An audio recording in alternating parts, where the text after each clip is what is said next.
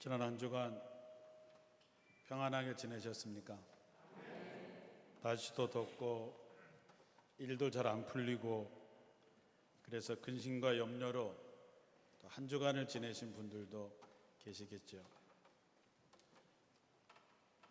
요즘에 핸드폰 앱을 보면 지금 여러분의 사진을 가지고 그 프로그램을 돌리게 되면 여러분이 10년 뒤에 20년 뒤에 어떤 얼굴이 되는지를 보여주는 앱이 있습니다.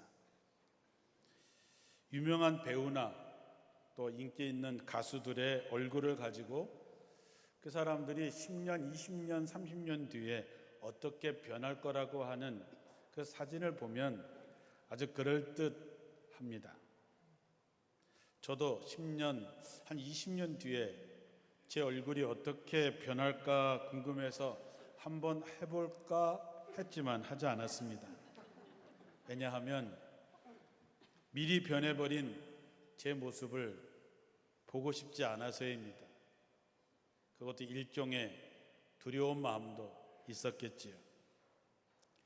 그거를 보면서 10년, 20년 뒤에 내가 어떻게 늙어서 내 얼굴이 어떻게 변할까도 예측하는 것처럼 우리의 삶은 어떨까? 내가 그때 가서 살아가는 내 모습은 어떨까? 그때 여러분의 모습이 10년 뒤에, 20년 뒤에는 어떻게 바뀌게 될 것 같습니까? 제가 바라는 것은 평안한 얼굴, 그리고 기쁨의 삶이 되시기를 주님의 이름으로 축원합니다. 우리가 세상을 살아가면서 우리를 포함한 모든 사람들의 마음속에는 누구나 다 본능적으로 지워지지 않는 감정이 있습니다. 그 중에 하나가 불안과 두려움입니다. 우리는 아주 어릴 때부터 수십 년을 살아오면서 여전히 마음속에 불안과 염려, 두려움이 마음속에 남아 있습니다. 1년에 엄청난 돈이 신경안정제와 수면제를 사는 데 쓰여지고 있다고 합니다.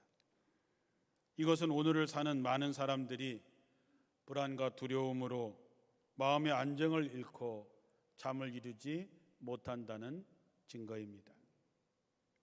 그런 약으로는 임시적인 처방은 될 수 있을지 모르지만 근본적인 처방이 되지 못합니다.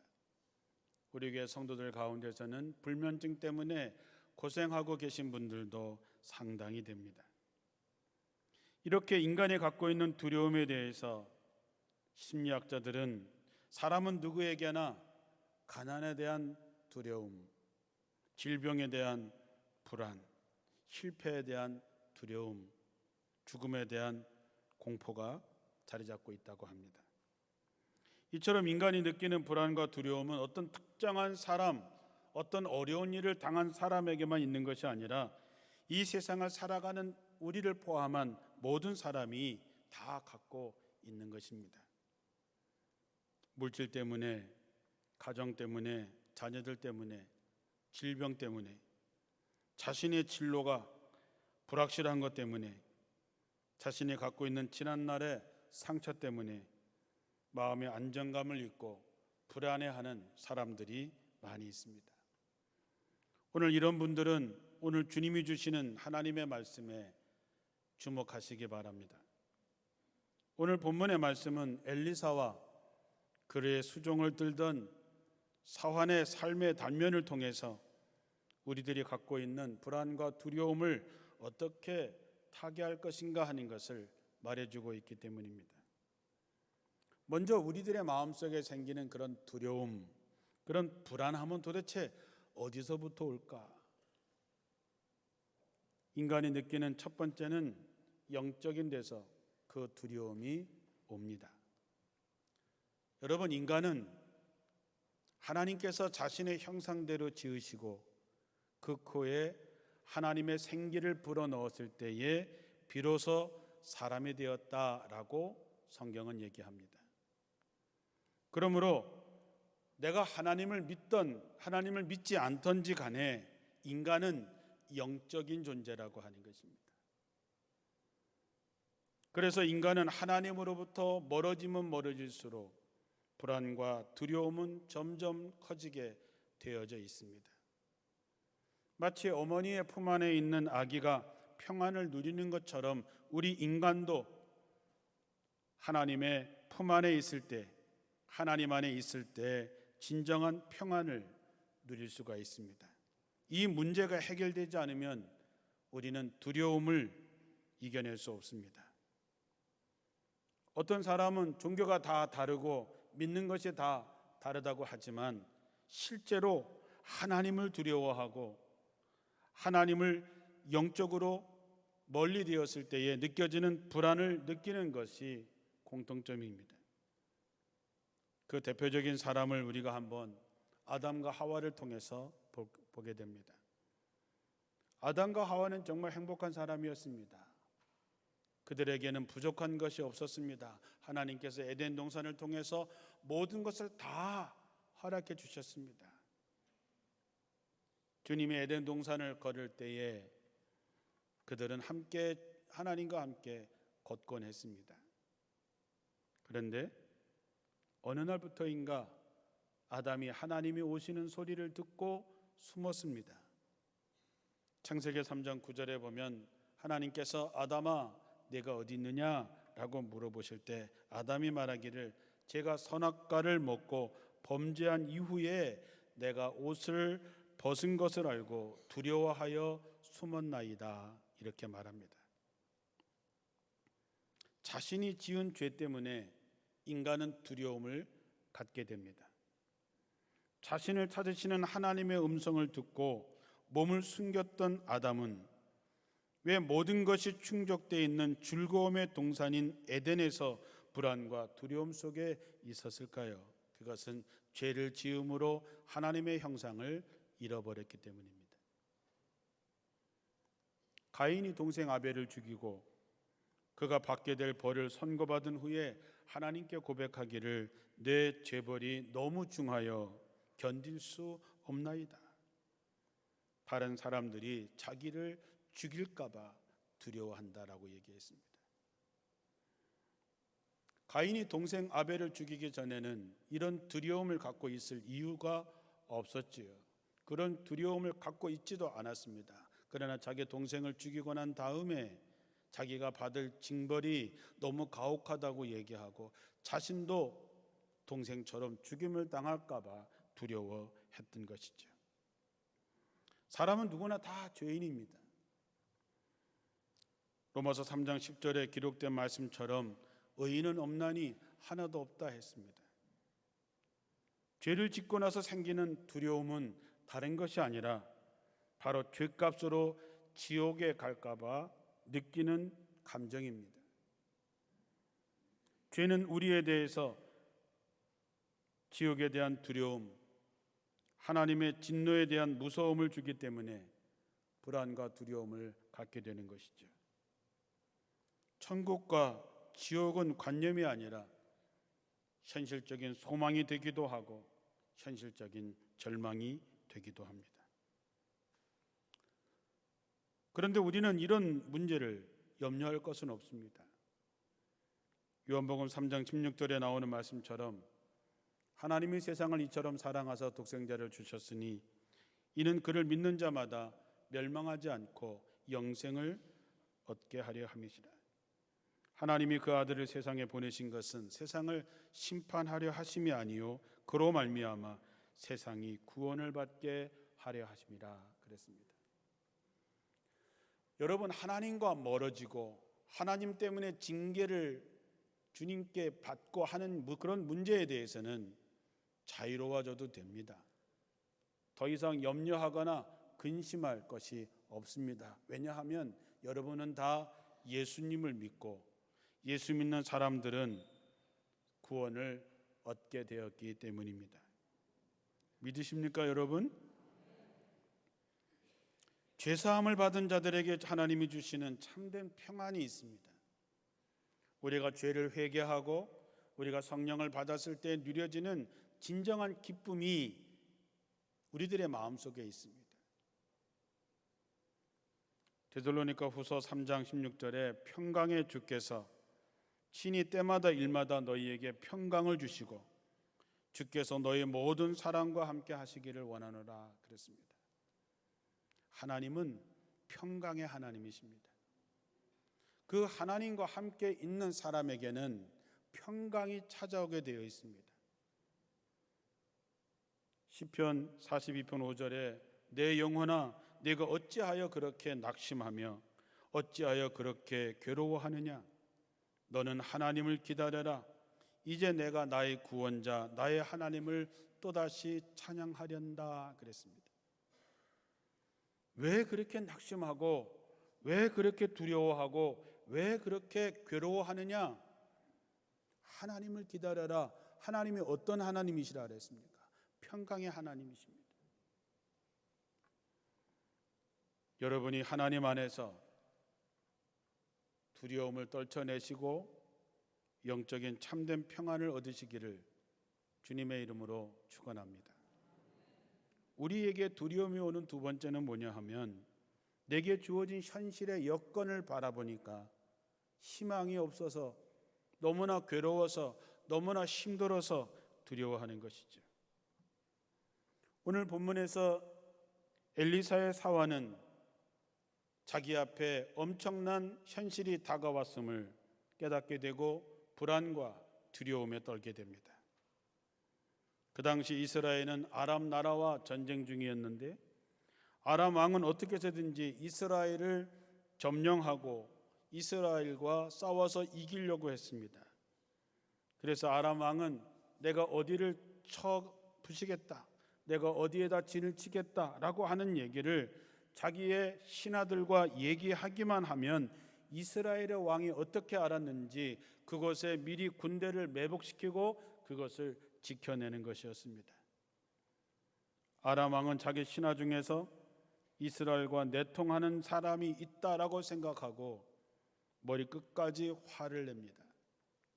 그때 그 신하 중에 하나가 이렇게 말하지요. 임금님, 그런 것이 아니라 이스라엘에는 엘리사라고 하는 예언자가 있는데 그가 임금님께서 침실에서 은밀하게 하시는 말씀까지도 다 알아서 일일이 이스라엘 왕에게 알려주고 있습니다.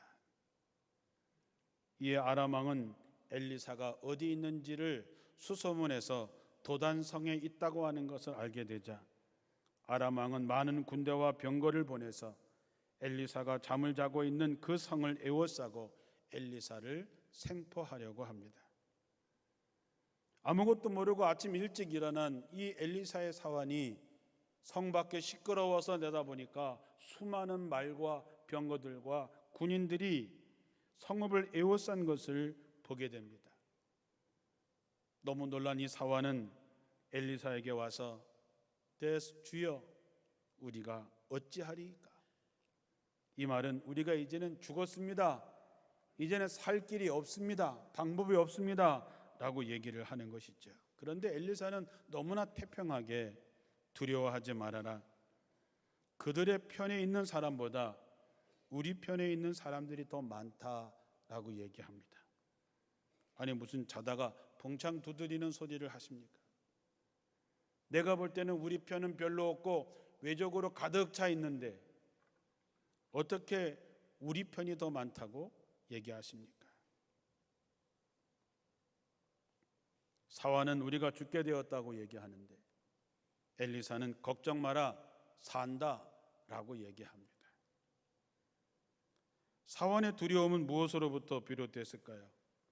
여러분 선지자 엘리사와 그 사환은 도단성이라고 하는 같은 장소, 같은 시간, 같은 곳에 현재 같이 있습니다. 그런데 한 사람은 두려워하고 한 사람은 두려워하지 않습니다. 다시 말해서 엘리사의 사환은 아람 군대가 자신의 삶의 모든 것을 파괴하려고 둘러싼 것을 보고 두려워했습니다. 다시 말하면 자기 목숨을 지킬 만한 능력이 없기 때문에 두려워하고 있는 것이죠. 그러나 엘리사는 성을 에워싼 아람 군대보다 더 많은 하나님의 군대가 저를 지키기 위해서 에워싸고 있는 것을 보았기 때문에 두려움이 없었던 것이죠. 오늘날 여러분은 무엇 때문에 두려워하십니까? 주어진 현실만 보기 때문에 두려운 것이죠.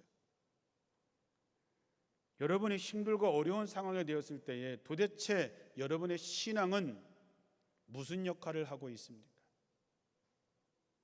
우리가 하나님에 대한 신뢰, 하나님에 대한 믿음을 얘기하면서도 정말로 그 위기 상황에서 하나님을 만나지 못한다면, 하나님을 보지 못한다면 우리에게 두려움은 배가 될 수밖에 없는 것이죠. 우리 중에 어떤 사람은 경제적인 수렁에서 헤어나지 못하는 분도 계십니다. 어떤 사람은 갑작스러운 질병에서 헤어나오지 못하는 분도 계시고, 어떤 사람들은 가정적인 불행과 현실적인 고통으로 어찌할 바를 모르는 사람들도 있습니다.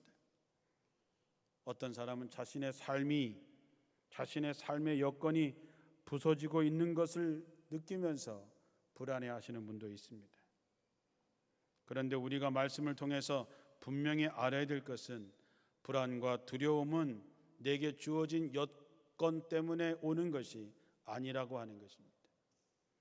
여러분은 여러분에게 주어진 환경, 여러분에게 주어진 여건 때문에 염려하고 두려워한다라고 얘기하지만 성경은 그렇게 말하고 있지 않습니다.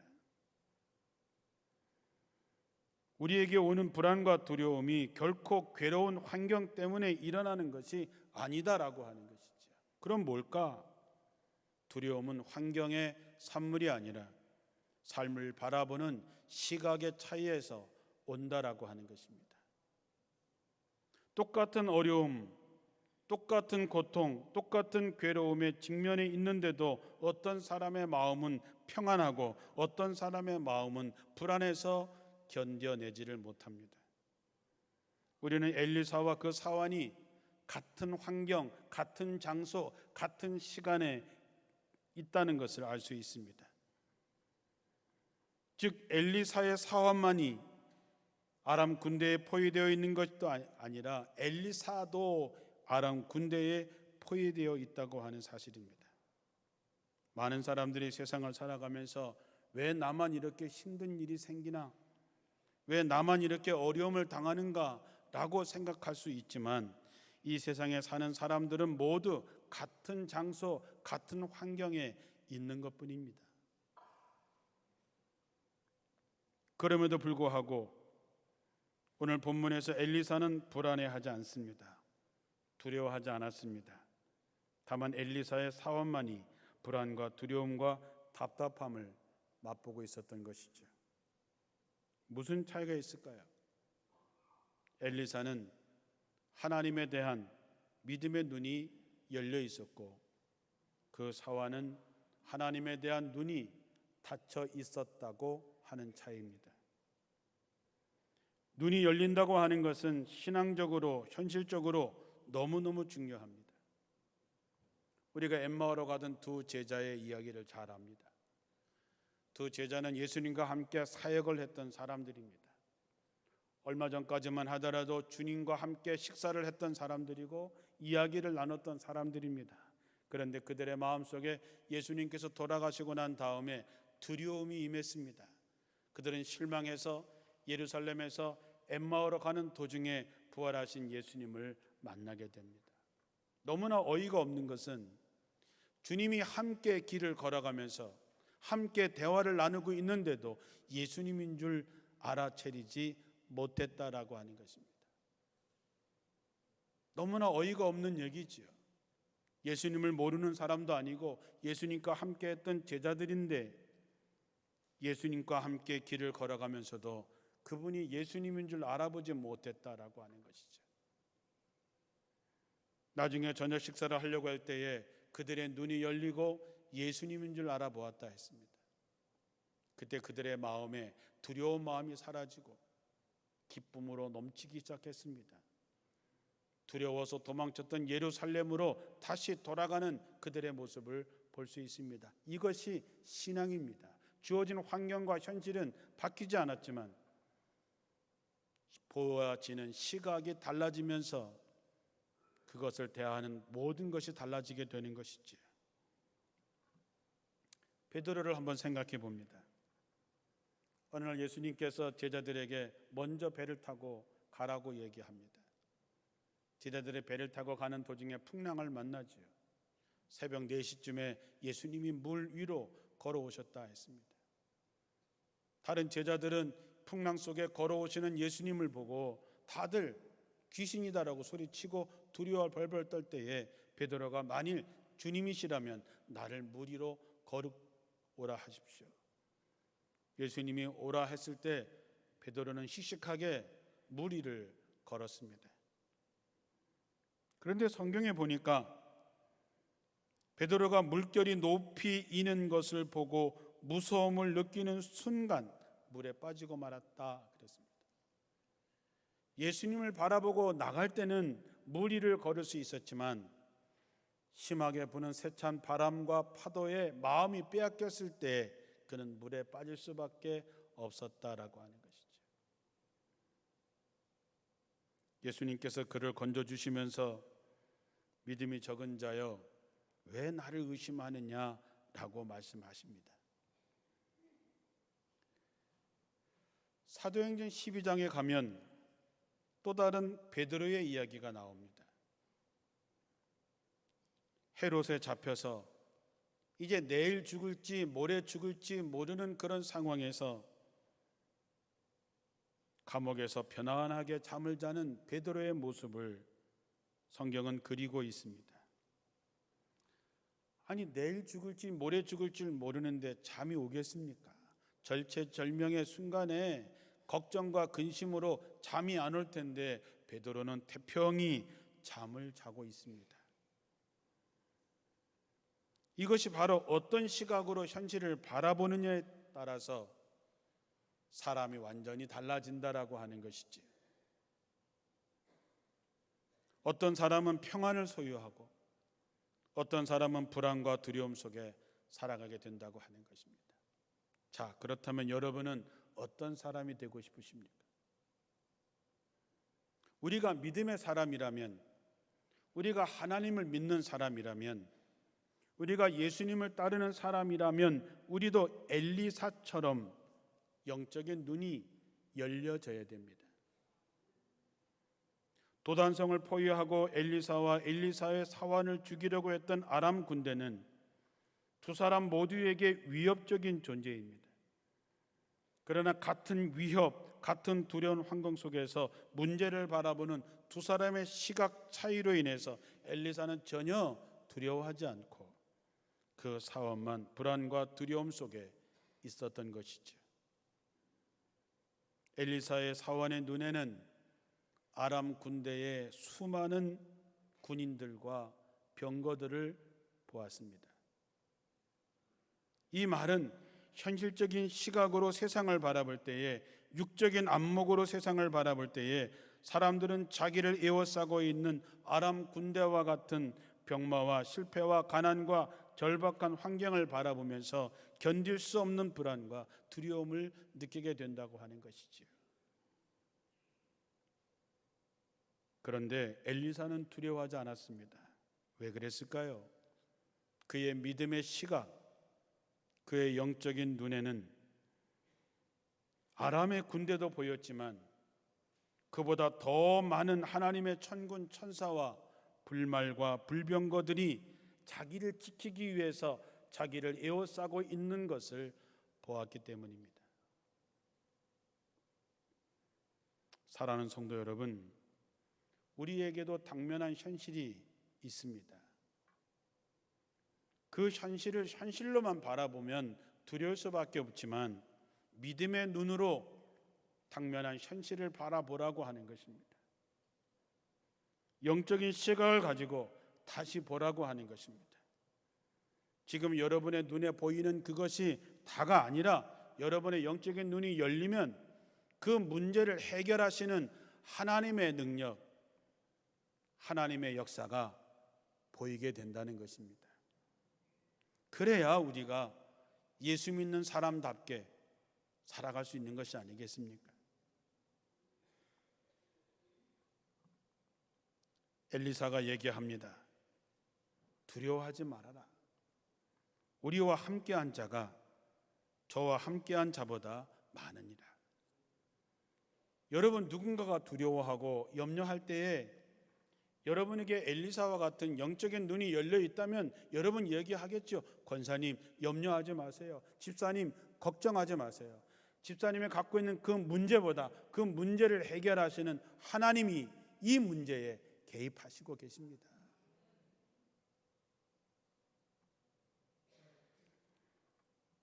우리에게 이런 눈이 열려야 됩니다. 이를 위해서 그 어느 때보다 기도하시기 바랍니다. 염려와 근심과 두려움이 있으시다면 믿음의 눈이 열릴 때까지, 보일 때까지 기도하셔야 됩니다. 불안과 두려움은 믿음이 강할 때 찾아오지 않습니다. 어린 소년이었던 다윗이 거대한 골리앗과 싸웠던 장면을 우리는 기억합니다. 이스라엘의 쟁쟁한 장군도 골리앗 앞에서는 아무도 나서지 못하고 있을 때 이 어린 다윗이 나서서 말리는 사람에게 이렇게 얘기합니다. 내가 양을 칠 때에 사자의 곰의 발톱에서도 하나님이 나를 지켜주셨는데 저 할례받지 못한 하나님을 모욕하는 저 앞에서 하나님이 나와 함께 하실 줄로 믿습니다. 다윗은 골리앗 앞에서 이렇게 얘기하죠. 너는 칼과 창과 단창으로 내게 나아거니와 나는 만군의 여호와의 이름 곧 내가 모욕하는 이스라엘의 군대의 하나님의 이름으로 네게 나아가노라. 그런 다윗은 평생을 살아가면서 위기와 어려움에 처할 때마다 이렇게 고백합니다. 나를 대적하여 사방에 진을 친 자들이 천만 대군이라고 하여도 나는 두려워하지 않습니다. 시편 27편에는 군대가 나를 치려고 애워싸도 나는 무섭지 않네. 원수들이 나를 친다고 해도 조금도 흔들리지 않고 하나님만 의지하려네. 하나님이 함께 하시는 것을 보는 사람, 경험한 사람은 사자의 입에서 곰의 발톱에서도 나를 지켜주신 그 하나님, 골리앗과의 싸움에서도 나를 지켜주신 하나님이 오늘도 여전히 지켜주실 줄 믿기에 천만 대군이 내게 온다고 하여도 나는 두려워하지 않네 할 수 있는 것입니다. 지금 여러분은 무엇 때문에 두려워하고 계십니까? 두려움을 용기로 바꿀 수 있는 유일한 방법은 하나님을 확실히 믿는 것입니다. 믿음의 눈으로 하나님이 나와 함께 하심을 깨닫고 하나님의 역사를 바라보는 것입니다. 그러면 여러분 앞에 있는 골리앗도, 여러분 앞에 있는 아람의 군대도, 여러분을 힘들게 하는 풍랑과 파도도 믿음 안에서 아무것도 아니라고 하는 사실을 알게 되고 마음속에 두려움이 사라지고 진정한 평안이 여러분들의 마음을 채울 것입니다. 지금 두려우신 일이 무엇입니까? 어느 때보다도 간절히 기도할 때 영적인 눈이 열릴 것입니다. 오늘 17절, 18절, 20절에 보면 엘리사가 기도하여 가로되 이렇게 시작이 됩니다. 사랑하는 성도 여러분, 엘리사의 기도처럼 하나님 나 좀 살려주세요, 나 좀 도와주세요 그렇게 기도하는 것이 아니라 이제는 하나님 이미 저를 돕고 계신 줄로 믿습니다. 그 주님의 군대를, 주님의 도우심을 보게 하여 주옵소서. 하나님의 기이하고 놀라운 그 역사를 내가 체험하게 하옵소서. 사랑하는 성도 여러분, 보이는 현실의 세계만 바라보면 우리에게는 불안과 두려움뿐이지만 그 현실의 세계를 주관하시고 역사하시는 하나님의 세상을 바라볼 때에 우리는 기쁨과 용기와 확신과 평안을 가지고 세상을 넉넉히 이길 수 있습니다. 바라기는 여러분의 영안이 활짝 열려서 하나님의 살아 역사하심을 보게 되셔서 하나님이 주시는 참된 평안을 누리게 되기를 주님의 이름으로 축원합니다. 기도하겠습니다.